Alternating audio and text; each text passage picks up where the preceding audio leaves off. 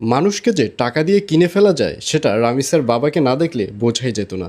দেখুন, রামিসার বাবা গ্রামের বাড়িতে গিয়েছে এবং সেখানে তার হাতে মোটা অঙ্কের টাকা পেয়ে রামিসার বাবার মুখে হাসি ফুটেছে। ভুলে গেছে তার আদরের সন্তান রামিসাকে, ভুলে গেছে তার আদরের সন্তান রামিসাকে কতটা কষ্ট দিয়ে পৃথিবী থেকে নাই করে দিয়েছে এইসব বিষয়কে। আসলে এজন্যই বলছি যে টাকাই হচ্ছে আসল সুখ। টাকা দিয়ে ভাই কিনা কেনা যায়।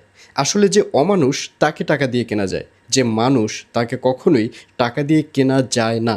রামিসার যে বাবা রয়েছে ওনার ফেস স্ট্রাকচার দেখে আমার কেমন জানি একটু গরমিল মনে হচ্ছিল যে এই লোক এত কান্নাকাটি কিভাবে করে, এই লোক তার মেয়েকে এত ভালো কিভাবে বাসে।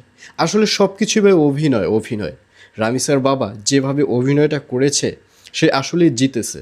রামিসার বাবা আসলেই ভাই জিতছে, কারণ তার অভিনয়টা সার্থক হয়েছে।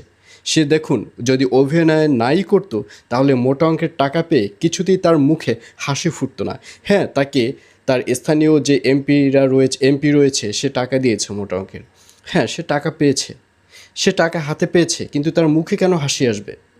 তার মুখে তো হাসি আসার কথা না, কারণ তার আদরের সন্তানকে যেভাবে পৃথিবী থেকে নাই করে দিয়েছে কোনো বাবারই তো মুখে হাসি আসার কথা না।